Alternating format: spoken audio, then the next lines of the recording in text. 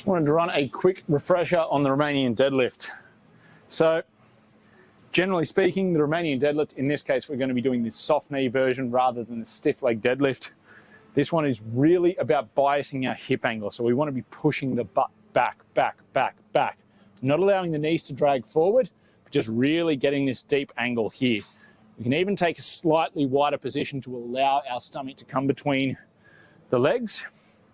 But one thing I see commonly messed up with this one is people are just pulling the bar upwards. Instead of pulling the bar upwards, we want the effort to be from driving our feet down into the ground. That's actually our strongest position. And it keeps the pressure off the back because we're not just curling through the low back. Instead, we're driving into the floor and pressing ourselves upwards. But to keep that upper back stable, make sure that it's not going to mess around, we want to almost try and bend the bar with the back of our shoulder. So it's squeezing back there. I've got my hand in there and I'm pulling my shoulder back and squeezing my armpit around the hand there. We want to do that whilst we've got our grip on the bar.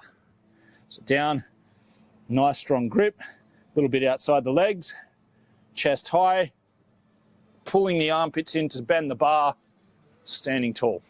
Now from here, we're just pressing back through the hips until we get a good hamstring stretch or maybe a glute stretch, and pressing down through the feet to lift ourselves up. Stretch, pause, and press. Now, if you find that you can get all the way to the ground and not feel the stretch, we want to adjust to a deficit, and that's just to stand on top of something. If you give me a moment, I'll show you.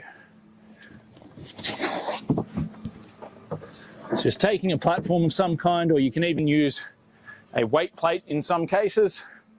And what that's going to do is position the starting position of that weight much further down our body, which means I now have to move that much further before I may make contact with the ground.